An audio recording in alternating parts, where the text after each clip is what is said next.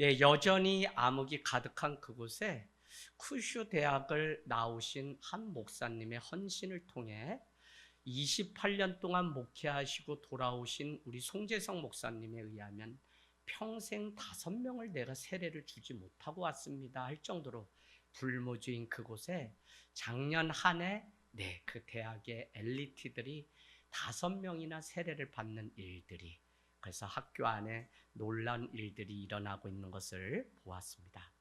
일본은 우리가 잘 아는 것처럼 그 천황과 막부 쇼군에 의해서 통치가 계속되어 왔고요. 첫 복음은 1549년 8월 15일에 스페인 소속이었던 사비엘 선교사를 통해서 복음이 우리보다 일찍 들어갔습니다. 그럼에도 불구하고 지금 8만 가지의 신과 0.5%의 그리스도인이 존재하는 것을 보면 왜 그럴까를 우리는 늘 생각해 볼 필요가 있죠.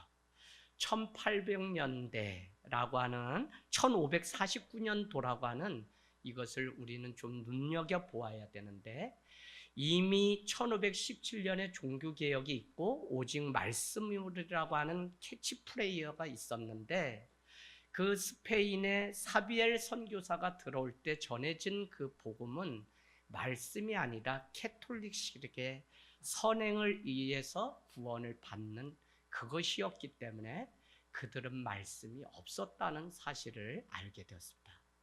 그런가 하면 우리에게 복음을 전해주었던 언더우드와 또 아펜젤러와 같은 사람은 개화파라고 하는 일제시대에 일찍이 건너간 그들에게 복음을 전할 뿐만 아니라 교리를 가르치고 또 한국 사람에게 한국어를 배우고 일본에서 머물렀던 시절이 있는데, 그때 교리를 듣고 일본어가 아닌 한국어본 마가복음 최초의 복음서를 이렇게 써서 번역했던 것이 자기의 이름을 따서 이수정 보온이라고 말해요. 이 말씀이 왜 중요하냐면 한국의 복음을 가지고 왔던 아펜젤러와 언더우드는 이수정이라고 하는 그 마가복음 성경을 가지고 우리에게 최초로 와서 복음을 전했다는 것이죠. 그래서 많은 세월이 흐른 후에 우리 대한민국은 25%에 해당하는 그리스도인이 존재하는 것을 보면 영원한 것은 말씀밖에 없다는 사실을 우리가 역사의 교훈을 통해 깨닫게 됩니다. 저는 오늘 드리는 이 예배가 그냥 왔다 가는 예배가 아니라 하나님의 말씀 가운데 영원히 거하고 그 말씀이 없어지지 아니할 풀과 꽃과 같은 것이 아니라 영원히 우리에게 약속이 되어 우리를 생명의 길로 인도하는 그 말씀이 되기를 원합니다. 여러분, 오늘 이 에베소서는 인생의 막다른 골목 가운데 복음을 전하다 옥중에 갇힌, 로마라고 하는 옥중에 갇힌 그곳에 사도 바울이 지금도 핍박 가운데 위로와 소망이 필요한 에베소 교회와 성도들을 향한 위로며 격려했던 그 한 복음서가 에베소서입니다. 이 에베소서를 통해 교회가 무엇이고 또 믿는 성도의 삶이 무엇인지를 우리에게 그 정체성에 대해서 계속적으로 언급해주고 있는 것이죠. 그래서 여러분, 우리는 가장 어려운 때도 내가 누구인지를 아는 그 정체성만 분명하면 넘어지지 않고 우리는 나를 부르신 부르심의 상을 향해서 갈 수 있기 때문에 오늘 이 말씀은 우리에게 정체성을 가르쳐주고 있습니다. 그래서 제가 한번 복습을 해보면 성경 1장을 펴놓으세요. 1장 1절에 하나님의 뜻으로 말미암아 사도된 바울, 종이 된 바울. 그래서 사도 바울뿐만 아니라 교회를 믿는 성도인 우리는 하나님의 뜻으로 말미암아서 우리가 성도가 되었다라고 하는 사실이 너무 중요하고요. 또 한 가지는 에베소에 있는 성도들, 또 한 가지는 뭐라고 말씀하고 있냐면 예수 안에 있는 신실한 자들이 바로 교회고 우리라고 하는 사실입니다. 제가 이렇게 이야기하면 목사님 저 신실하지 않은데요 라고 말할 수 있어요. 바로 그 지점에 구원파들이 와서 당신이 무슨 거룩하고 흠이 없냐라고 말을 우리에게 묻습니다. 그래서 주저할 때마다 우리는 하나님이 그렇게 우리를 만드시고 가도록 하셨다고 하는 분명한 확신이 우리 가운데 중요하다는 것입니다.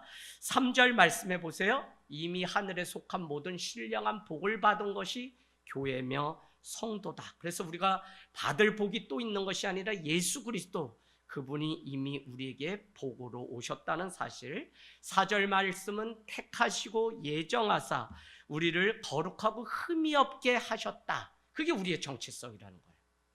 자, 그런가 하면 5절 말씀은 그의 기쁘신 뜻 안에서 우리를 뭐라고요?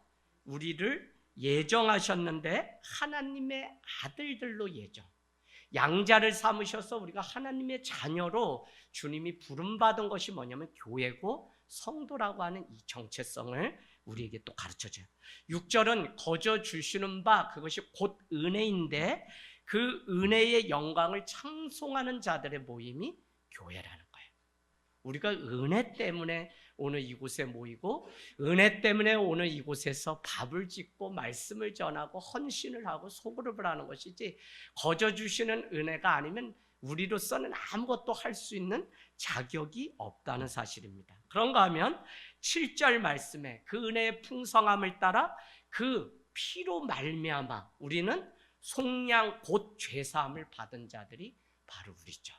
할렐루야. 그래서 여러분, 우리는 이미 죄사함을 다 받은 자들이에요. 이것을 알지 못하면 당신 구원받았습니까? 죄사함 받았습니까? 라고 여기 형님이 물으면 어떻게 되죠? 우리는 우물쭈물하면서 두려워해요. 그때 그들은 죄사함의 비밀, 거듭남의 비밀이라고 하는 한 번 구원은 영원한 구원입니다 라고 하는 잘못된 교리를 우리에게 가르쳐요. 이 교리가 왜 잘못됐냐면, 예수를 믿으면 믿음이라는 것은 합당하게 살아가는 복음에 합당한 삶까지가 믿음인데, 그들은 한 번 예수를 믿으면 영원히 우리는 구원받은 것으로 설명해요. 그래서 심지어 이렇게 제가 물었습니다. 살인을 해도 구원을 얻습니까? 그랬더니 예수 안에 있으면 구원을 얻습니다. 이 말씀이 맞는 것 같지만 주님은 그렇게 우리에게 가르친 것이 아니라 복음에 합당한 삶을 사는, 너가 예수 그리스도를 안다면, 더 정확히 말씀드리면 우리가 믿는 복음은 윤리와 도덕이 생략된 채 무조건 예수만 잘 믿으면 되는 게 아니라 거기에 합당한 윤리적 도덕적 삶을 살아내야 되는데, 잘못된 구원파들 오산에 특별히 많아요. 그들이 지금 아주 활개를 띠고선 이웃교회 갔다 우리 교회 갔다가 신천지로 드러나서 한 달도 못 다니시고 쫓겨났는데, 제가 이 말씀을 드리는 것은 오늘 거룩하고 흠이 없게 하셨다, 우리가 속량 곧 죄사함을 받았다라고 하는 것이 얼마나 중요한 거죠. 우리는 예수 그리스도로 인해서 죄사함 받고 속량 받았기 때문에 우리는 그 삶에 합당한, 은혜에 합당한 삶이 요청되고 있다는 것이지, 우리가 그냥 이제 막 살아도 그냥 구원받는다 이런 이야기가 아니라는 사실을 여러분이 아셔야 됩니다. 그런가 하면 11절은 그 예정 안에서 기업이 된 자들이 바로 교회라고 말해요. 우리가 하나님의 기업이 되고 하나님은 우리에게 그 기업, 그 분깃을 우리에게 주신 것이죠. 그래서 각자마다 은사가 있든지 무엇인가 그 기업이 다 있는데, 우리는 이미 하나님의 자녀로서의 기업을 누리게 되었죠. 12절 진리의 말씀 곧 구원의 복음을 듣고 그 안에서 성령 가운데 인치심을 받은 자들이 교회라고요. 그래서 여러분, 성령의 인치심을 받았다는 이 믿음이 왜 중요하냐면, 그때 우리는 우리를 흔들 자도 우리를 뽑아낼 자도 없는 자가 바로 성도고 교회라는 이 확신이 분명해지는 거예요. 왜? 성령님이 이건 내 거야 라고 찜으로 인치심, 도장을 찍어 놓은 자들이 성도고 우리는 그런 자들이라. 할렐루야.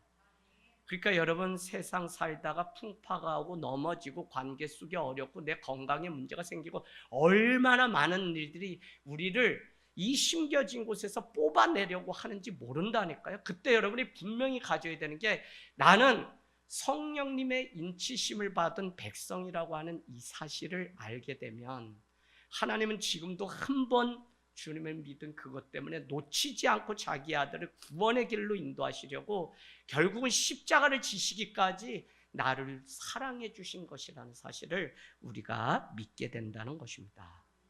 여러분, 그런가 하면 사도 바울은 우리에게 15절 말씀 또 우리가 하면 이로 말미암아 쭉 지금까지 말씀드린 이것으로 말미암아 너희의 모든 믿음과 말씀 따라가세요. 여러분 저 보지 마시고 말씀 따라가세요. 모든 믿음과 표시해 놓으세요. 그 다음에 뭐죠? 성도들 안에 사랑한다고 하는 이 소식을 듣고 내가 감옥에 있지만 앞부분에는 찬송의 이유를 말했다면 여기에는 감사의 이유를 말씀하고 있어요.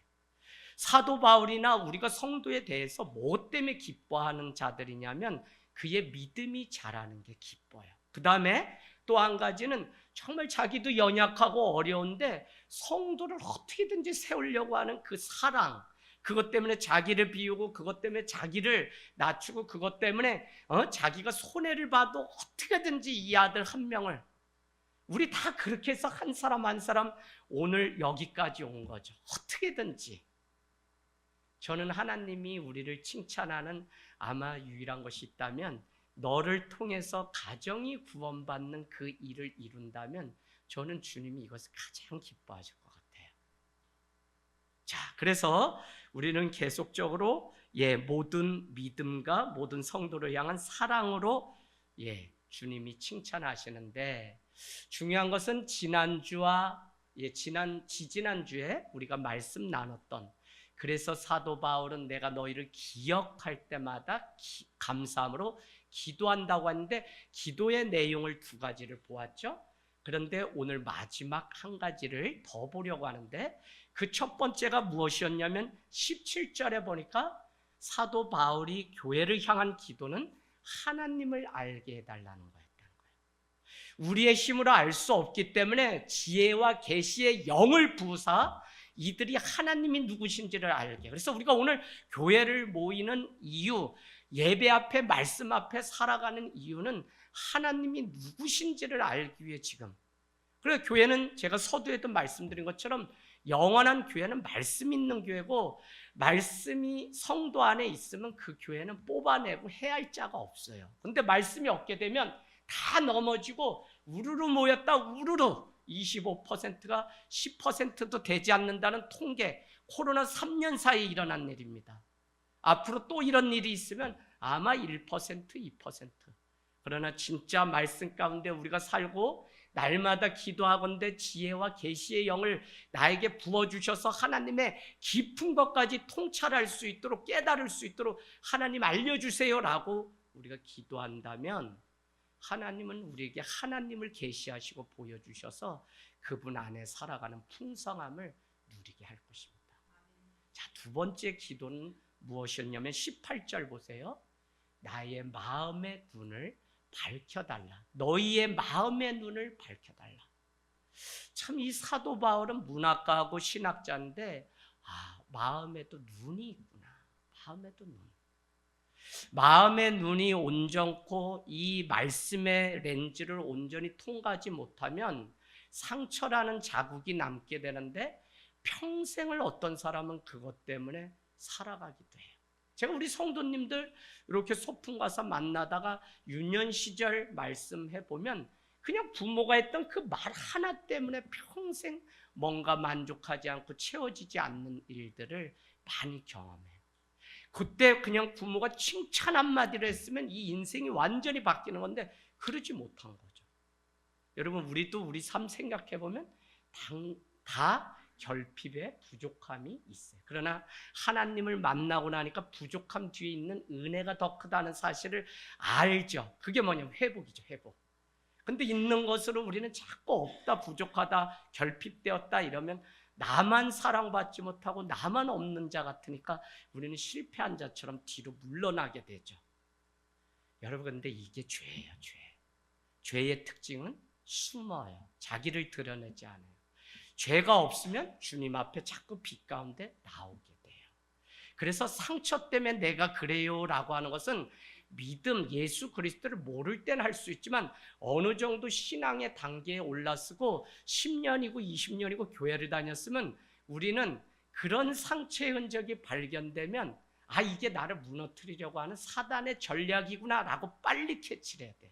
그게 뭐냐면 마음의 눈을 밝혀 하나님이 원하시는 것이 무엇인지. 그래서 오늘 뭐라고 얘기하냐면 18절에 보니까 마음의 눈이 밝아져서 소망의 부르심이 무엇이며 영광의 풍성한 기업이 무엇인지 우리에게 알 수 있도록 사도 바울은 그 백성들을 위해서 하나님을 알게 해주세요. 또 한 가지는 마음의 눈이 밝아지도록 해주세요. 참 그냥 어떤 사람은 같이 세상을 살아도 마음이 그렇게 따뜻한 사람이 있어요. 그건 부모의 성품이 그렇다지만 사실 그 가문에 마음이 내 심령이 깨끗한 가문들이 있어요.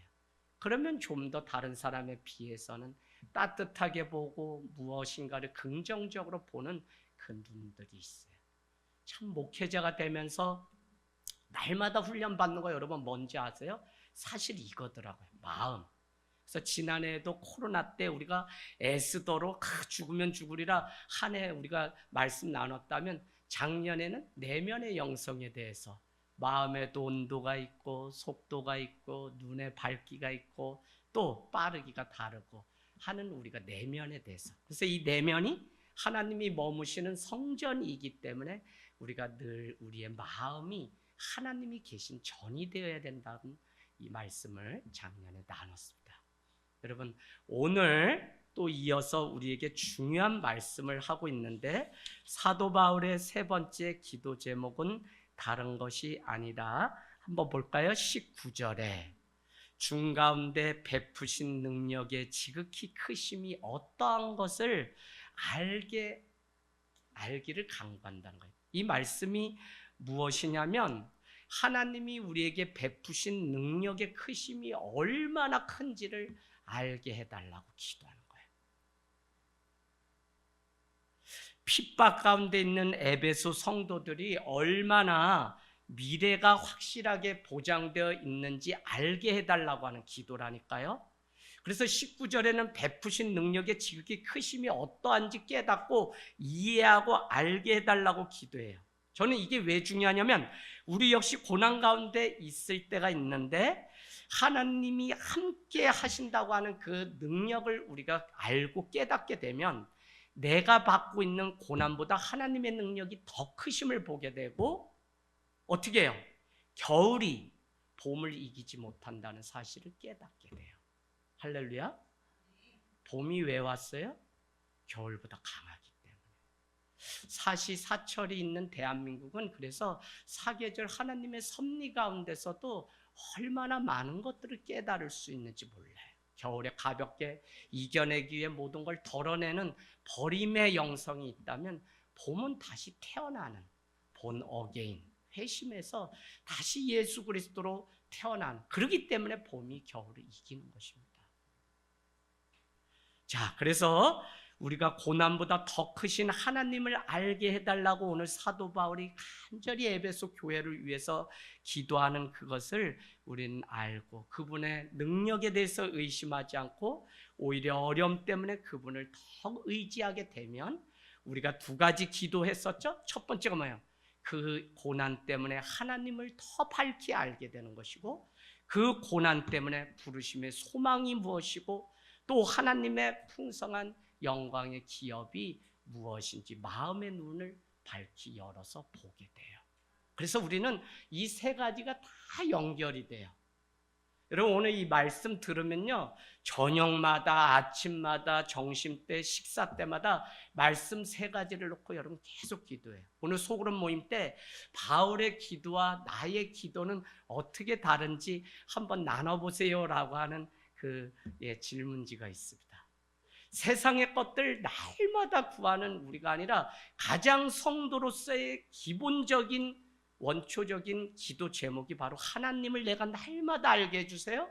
또 한 가지는 내 마음의 눈을 닦아주셔서 말씀으로 성령님으로 내가 하나님의 나라를 볼 수 있는 눈이 되게 해주세요. 세 번째는 하나님 내가 어떤 상황 가운데서도 마지막에는 이 에베소 교회보다 더 큰 핍박이 있을 텐데 그때에도 하나님 내가 능히 하나님의 크신 능력을 힘입어서 승리하는 삶이 될 수 있게 해주세요 라고 기도하길 원합니다.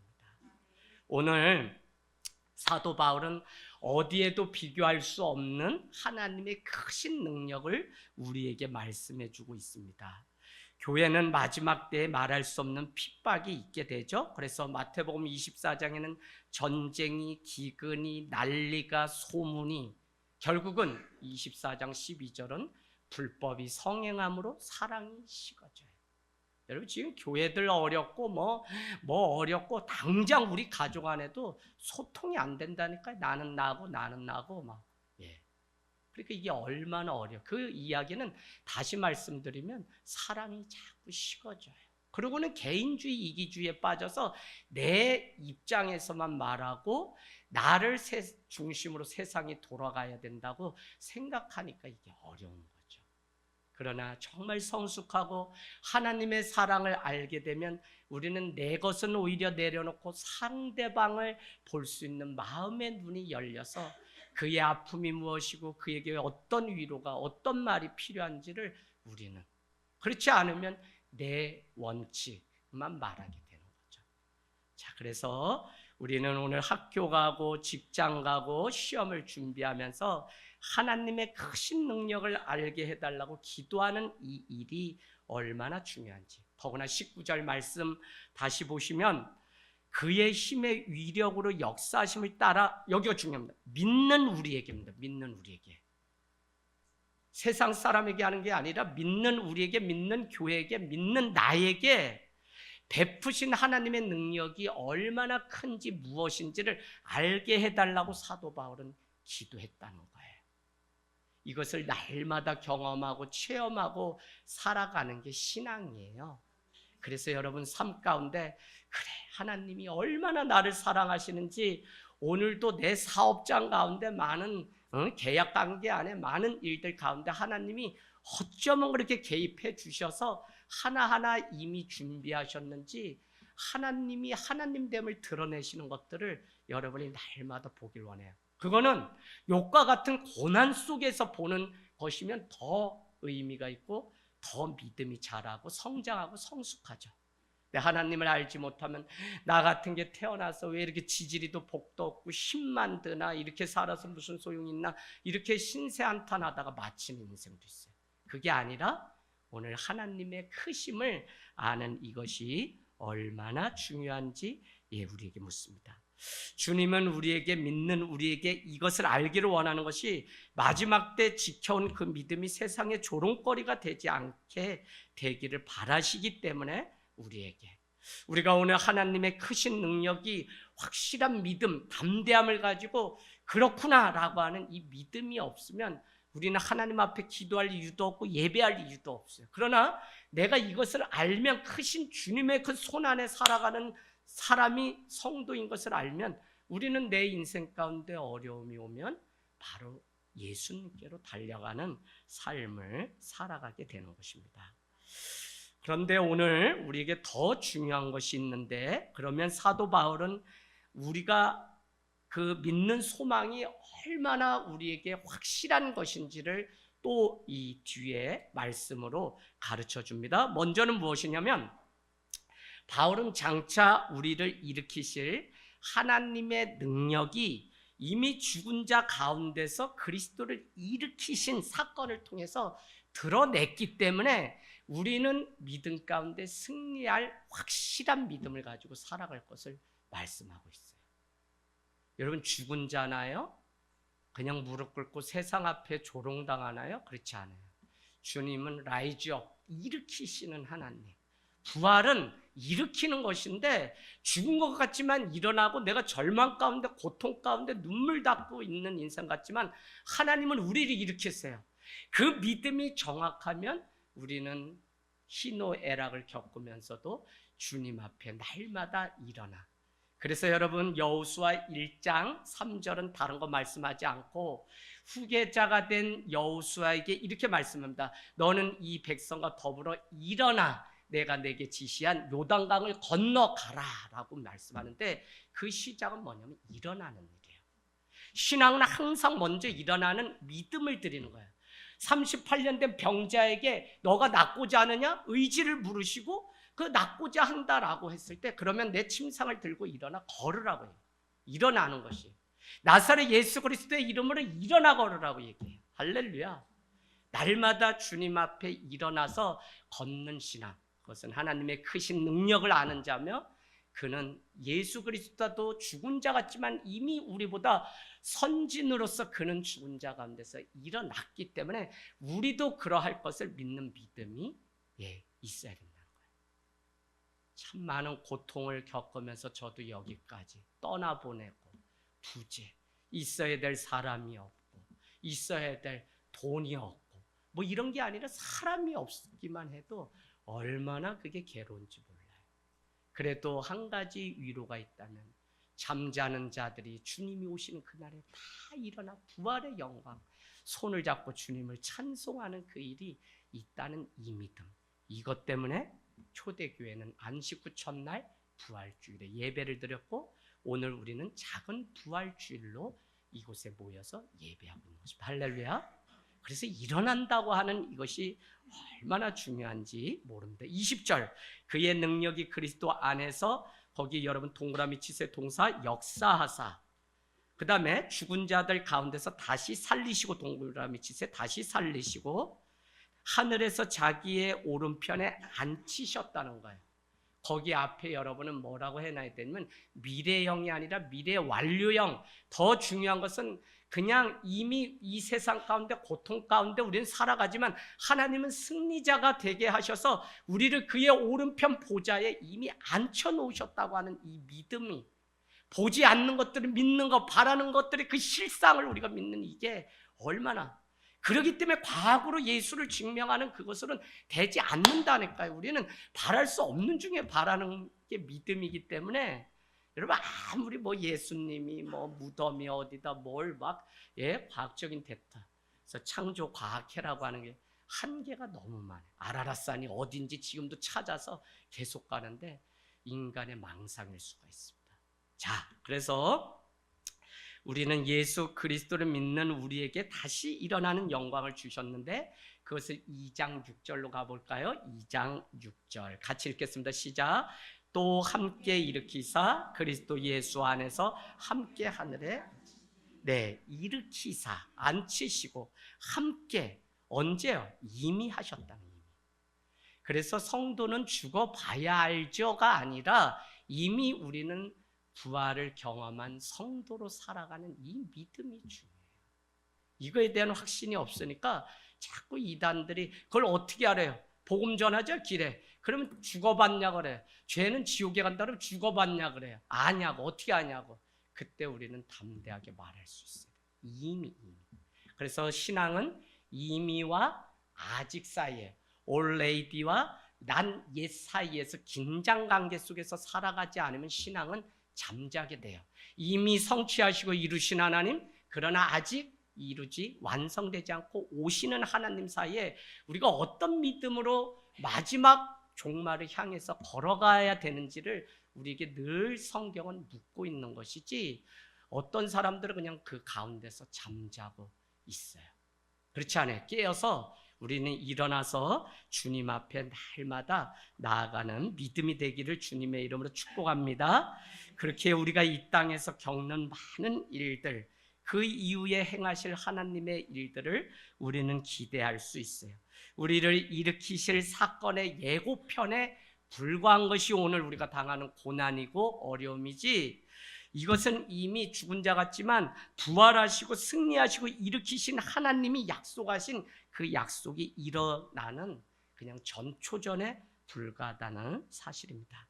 고린도전서 15장 55절, 고린도전서 15장 55절, 사망아라고 시작합니다. 사망아, 너의 이기는 것이 어디 있느냐? 사망아, 너의 쏘는 것이 어디 있느냐? 사망은 이길 수가 없다고 이렇게 말씀해요. 어디에도 없다는 거예요. 이길 수도 없고 쏠 수도 없는 것이 이 사망이에요. 왜? 로마서는 우리에게 이렇게 말씀합니다.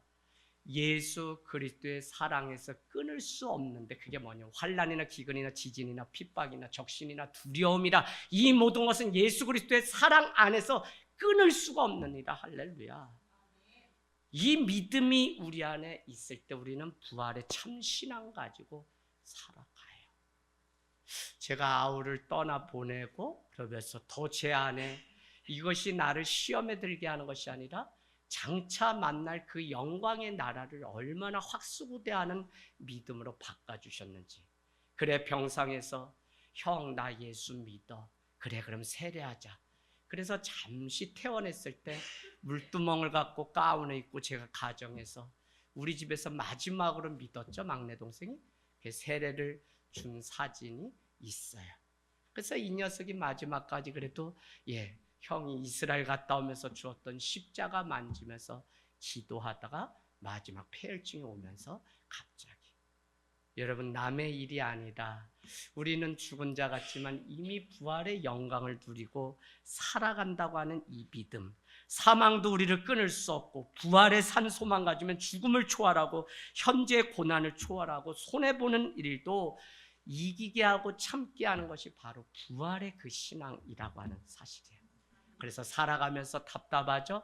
하나님이 우리의 전체가 어떻게 될지 한 번에 풀시나리오로 보여주시면 좋은데 우리가 살아보고 성경을 우리가 제대로 이해하면 한 번에 보여주시지 않고 주님은 스텝 바이 스텝으로 조금씩 열어주세요. 어느 정도로? 순종하는 만큼만 보게 하세요. 참 저도 이게 답답했대요. 어느 날은 청계산에 가서 하나님, 내가 아주 도통해가지고 한 번에 그냥 내 인생뿐만 아니라 다 좀 보여주세요. 뭐 어디 집회 갔더니 저한테 손 얹고 뭐 그냥 주의 종이 돼야 된다 할 때 기분이 얼마나 나쁜지. 그래가지고 그냥 여기 가면 안 되겠다 해서 신돌산 갔다 도망치려 했더니 어떻게 문을 잡았더니 그날 비가 장마 때라 억수로 한데 수련했대. 문 잡자마자 정기에 감전돼서 뒤로 자빠져가지고 거기서 할 수 없이 하나님이 주의 종 만들라고 뭐 별별 일이 막 제 얘기가 아니라 우리 청년의 얘기입니다. 어쨌거나 제가 전도사 때 처음 들고 왔는데 하나님의 구원은 막 어떻게 해서든지 그냥 살리려고 몸부림을 치세요. 아니 멀쩡하게 지은 그 큰 건물에 손잡이 잡았는데 전기 먹고 쓰러지면 그거 문제 있잖아요. 근데 그 다음 사람들도 많이 잡았는데 아무 이상이 없었어요. 그래서 제가 하나님이 정전기가 세게 해가지고 얘가 순간 연약해서 뒤로 자빠졌나? 그런 생각이 들 정도로. 참 하나님의 일하심은 오묘하고 그때마다 하나님이 베푸신 능력의 크심이 어떠한지를 우리에게 보게 하시려고 하는. 그러고 보면 고난도 우리를 넘어뜨리는 게 아니라 믿음의 눈으로 보면 하나님의 크심.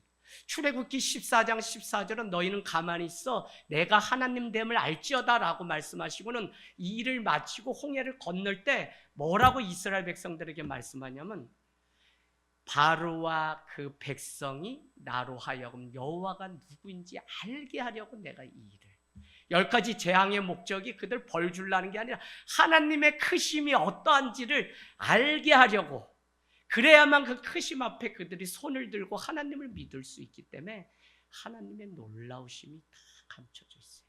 여러분, 눈물 없는 인생이 어디 있어요? 다 있지. 그러나 그 눈물 닦고 하나님의 영안의 눈으로 안목이 열려서 하나님의 일하심을 바라보게 되면 그 일 뒤에는 하나님의 크심을 드러내려고 다른 사람이 겪지 않는 고난도 고통도 내가 겪게 하심을 봐요. 그때 오는 이 짜릿한 전율과 회복의 역사는 누가 천마디의 말을 해도 해결되지 않던 그 문제인데 해결이 돼요. 아이를 출산 하루 앞두고 이런 게 말이 돼요? 목회자가. 고린도후서 1장 말씀 다 읽다가 마음에 하나님은 자비의 하나님이신 뿐만 아니라 위로의 하나님이심을 알게 하려고 나에게 이 위로를 주시고 내가 받은 위로로 다른 사람을 또 위로하게 하시려고 이 고난을 먼저 겪게 했다는데 고난 뒤에 감춰진 하나님의 비밀이 쫙 펼쳐지는데 그 다음부터 사역이 완전히 바뀌었어요. 어떻게? 내 지식과 내 자랑 가지고 열심히 공부해서 막 전파하고 세계적인 복음 전도자가 되려고 했는데 하나님이 계속 낮추셔. 예수님의 몸 전체가 귀였다. 귀가 뭐예요? 자꾸 들어주는 거지. 남 아프고. 그러다 보니까 오산까지 내려오게 되고 하늘 땅 교회는 저를 가만히 안 둬요. 목사님 나 여기 가시 있어요. 여기 아파요. 그럼 늘 들어주는 목회. 왜? 내가 하나님의 위로가 무엇인지, 교회를 왜 부르고 나를 왜 목회자로 성도로 먼저 세우시고 그 고난을 왜 주셨는지 비로소 알게 되니까 버릴 것이 하나도 없고 다 주님이 회복시키고 살려야 되는 거예요. 할렐루야. 하늘 땅 교회가 마지막까지 그런 교회가 되기를 원합니다. 여러분, 우리 인생은 늘 재방송이다. 주님이 이미 십자가에서 다 이루셨다고 말씀하셨는데 살아가는 과정은 고통스럽지만 싸워보면 이미 예수님이 다 이루셨다고 하신 그 삶을 재방송, 그런 끝에 가면 승리의 삶으로 끝나는 재방송. 그래서 현재를 볼 것이 아니라 하나님의 감춰진 비밀의 경륜, 예정하시고 택하신 그 은혜를 보기를 원합니다. 여러분, 이 사순절 기간 우리가 보내면서 정말 잘 죽으셔야 돼요. 제가 여러분께 계속 올해 사순절에 좀 죽어야 되는 우리인데, 예수 그리스도 따라 죽어야 되는데, 자기 부인을 하고 오늘도 자기 의와 자기 애가 죽어야 되는데, 우리가 죽지 않으니까 뭐가 죽냐면 결국 우리의 영혼이 죽어요. 자꾸 우리는 죽어야 되는데 살려고 막 세상 어떻게 살려고 몸부림치니까 결국 병나고 못 쓸게 되는 게 우리 영혼이 다 죽어요. 이건 교회를 오래 드나들고 해도 한국교회가 얼마나 지금 문제가 많냐면 다 죽었어요. 그리고 하늘 땅 교회는 1년 중에 서리 집사님을 다시 세워요. 그냥 세우지 않아요. 한 달 이상 소식이 나지 않으면 그냥 성도님으로 해서 다시 훈련시켜요. 여러분, 그거 아셔야 돼요. 교회가 몇 명이 돼도 그 본질과 원칙을 정확히 지켜왔기 때문에 그나마 여기까지 올 수 있었지, 오산에서 얼마나 목회가 어려운데, 여러분 자신을 보면 알잖아. 내 꼬라지를 보면 목사님이 죽겠다, 여 오산 10, 어느 날은 10주, 어느 날은 3주, 뭐 나 어디다 맞추라고. 목사님 알았어요. 막 뭐 전 세계 막 다 그냥 들었다 놨다. 그래가지고 이제 일 벌리고 사고 치려고 하면 또 세죽여가지고 뭐가 없어서요, 죽겠어요 목사님. 그러면 또 막 엔진 걸다가 또 같이. 근데 그럴 수가 없잖아요. 그러니까 거기까지. 그런데도 그 과정들 통해 이분이 또 잘하고 있는 그 변화를 보니까 요 자리에 있는 거지, 매일 죽겠다는 거 거기에 빠지면은 살겠다는 사람이 많지 않아요. 오산에는. 여러분, 사는 건 저 까마귀 새끼만 들이다 많이 번식해가지고 뭔 놈의 10월이 되면 반상에는 오산에서 세계 지부가 열리는지 전기줄에, 난 아주 여기 앞에 걸어서 이마트 가고 이럴 때 무서워 죽겠어. 애가 아주 그냥 쏜다 이러고 위에서 쳐다보고 있는데 그거 피해가지고. 그래서 여러분, 가장 세상에서 날씬한 사람의 이름은 빗사이로 마까, 일본 사람 이름입니다. 그래서 이런 거 기억하지 마시고. 아재 개그 참, 이번에 갔더니 목사님 한 분이 아재 개그를 얼마나 하는지 거기에 집에 와서 욕 먹었는데 안 됩니다.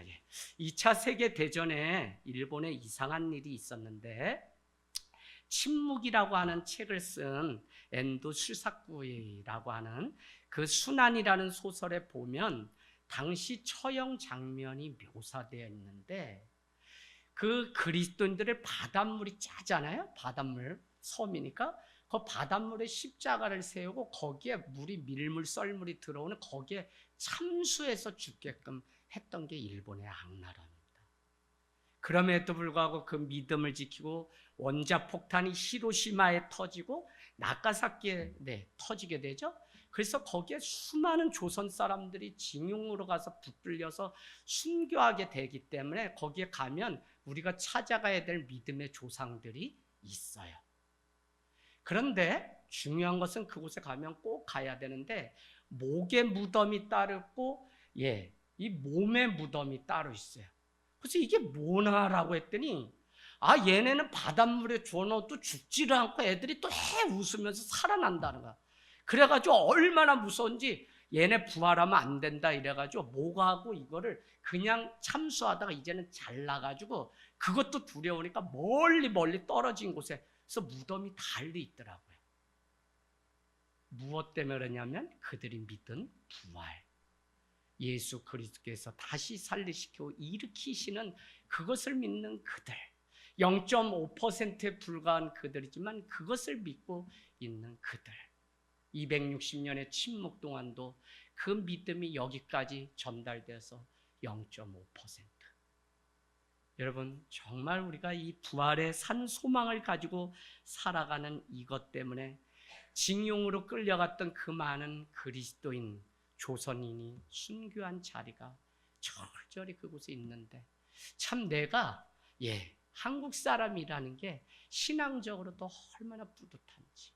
더구나 강제징용이 갔으니 히로시마, 김정은이 저 불바다 만든다고 하는 게 그게 원자폭탄 터뜨린 건데, 원자폭탄 터져서 뭐 그냥 다 녹이는 게 아니라 불에 데워서 타 죽이는 게 원자폭탄의 특징이잖아요. 그래서 막 영상 보면 다 막 애기가 이렇게 타서 죽고, 먹을 게 없는데 막 이렇게 죽으면서 막 애기 모유 수유하는 장면들이 막 사진에 있어요. 얼마나. 근데 여러분, 원폭 피해자가 왜 많냐면 징용으로 끌려갔던 조선인들을 동원해서 그곳에서 그 시체를 끌어내고 하다가 재해에 의해서 원폭 피해. 그래서 돌아오지 못하고 일본에 있는 제1교포 3세, 1세들이 그곳에 있고, 제가 이번에 만났던 목사님도, 비전교회 목사님도 할아버지가 그곳에서 돌아오지 못하고 일본에 평생 계셔. 징용으로 갔다.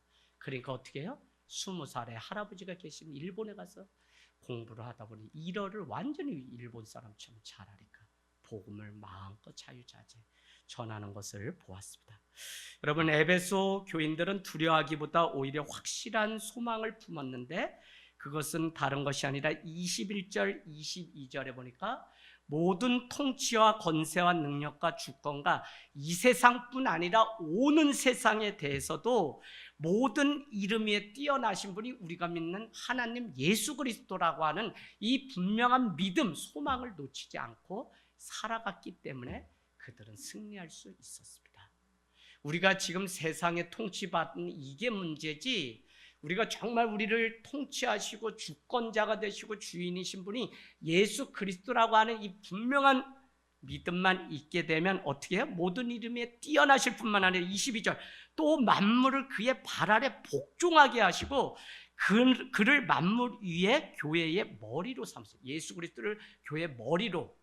예수 그리스도는 누구냐? 만물, 이 땅에 창조된 모든 것이 그분의 발 아래 복종하게끔 하나님이 만드셨다. 그러면 우리의 생로병사 모든 것 다 주관을 누가 하시냐면 하나님이 하시고, 우리가 믿는 분이 그런 분이에요. 그래서 우리가 넘어지거나 믿음의 길이 아닌 다른 곳에 미끄러지지 말고 끝까지 분명한 소망의 확신 가지고, 첫 번째, 일으키시는 하나님, 부활을 우리에게 주시는 하나님. 두 번째는 모든 통치와 권세와 주권이 그분에게 있다는 사실을 믿는 자들이 우리이기 때문에 우리는 넘어질 필요가 없다는 사실입니다. 그런가 하면 22절 가보세요. 만물이 그의 발 아래 복종하고 그를 만물 위의 교회로 머리로 삼으셨다. 그래서 예수 그리스도를 교회의 머리로 삼으시고 몸을 관할하도록 만드셨는데, 머리이신 예수 그리스도, 몸을 이루는 각 지체된 우리 교회죠, 통치와 권세와 능력과 주권을 가지고 계신 분, 그분을 믿는 자들의 모임이 우리이기 때문에 우리는 자꾸 세상에 내가 조종당하고 그 통치를 받으니까 두렵고 염려가 되지, 우리를 지으시고 만드신 분이 하나님이기 때문에 난 그분만 내가 믿고 그분만 주인으로 삼는다는 믿음이 정확하면 우리를 넘어뜨릴 것이 없는 것입니다. 여러분, 오는 세상, 이 땅의 세상 다 우리는 두려워할 것이 아니라 이미 승리했죠. 그래서 이것을 우리가 믿는다면 교회나 우리 신앙은 성장과 성숙이 분명히 온다는 것입니다.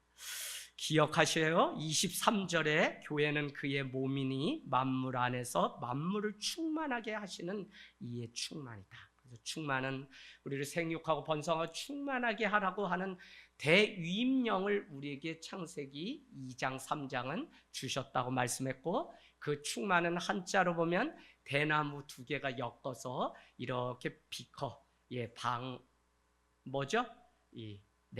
우리 안에 이렇게 대나무가 엮어진 모양이 이렇게 상형 문자인데, 어쨌거나 처음에는 이렇게 어떻게 돼요? 우리가 물을 담아가려고 소쿠리를 만들게 되면 대나무를 엮어서 만들면 처음에는 빈틈으로 물이 다 새잖아요. 그런데 충만이란 단어는 이 대나무가 엮고 엮여서 빈틈이 없을 정도로 물을 자꾸 먹으니까 이게 불고 그래서 빈틈이 없으면 나중에 어떻게 돼요? 물을 부으면 불수록 위로 넘쳐 흐르죠. 이걸 충만이라고 해요. 우리가 예수 그리스도를 아는 지식으로 충만해지고 그분을 밝히 보는 그 믿음으로 충만해지고 그분의 크신 능력으로 우리가 충만해지면 여러분 그 충만함이 나의 것이 되고 우리는 세상을 똑같이 살지만 그 충만케 하시는 이의 충만함을 따라서 살아가요. 그래서 우리 이 땅에 살면서 여러분 한 번밖에 없기 때문에 일생인데 째째하게 살지 말고 제 일부 때도 아주 그냥 두 젊은이한테 그냥 강력하게 얘기했어요. 오다 가다 손님 역할 하지 말고 정말 한 번밖에 없는 이 청년의 때 하나님 위해서 한번 죽자 그러니까 바로 앞에 두 명이 너무 부담을 안고 그래 또 풀어서 보내주냐고 아주 애먹었어요. 그래서 부침개 껐나 위에 대고 갔더니 아직 부침개가 안 나와가지고 그것까지 먹고 좀 보냈으면 목회자 그래요. 아유 이거 센 말씀 가감없이 하고도 저것도 센 거 먹고 튀어나올랴 또 아유 그래서 그래도 한번 해봅시다. 그리고 뭘로 이루었냐면 나 월요일부터 강원도에 형제 내년에 같이 식장에 갈 자매 구하러 간다 했더니 아멘 하더라. 그래서 풀어졌어요. 아 이게 목회가 어려워요 여러분. 정말 충만케 하시는 이의 충만. 차고 또 차고 또 차고. 이게 뭐죠? 이게 뭐예요? 네? 저수지 인생. 인생 두 가지가 있죠? 저수지 인생, 호수 인생. 저수지 인생은 물이 차고 차면 흘러 넘쳐서 농가 밭으로 가서 곡식을 자라게 하지만 호수 인생은 거기다 모아만 놓기 때문에 사해바다와 같은 이 호수는 썩은 물이 되고 다 죽어요. 어죽도 없고. 그러나 저기 헐문산에서 플로잉 워러 그 흐르는 물 생명이 흘러내려서 갈릴리 바다에 차면 거기에는 어획량이 왜 풍성하냐면 물이 흘러보내기 때문에.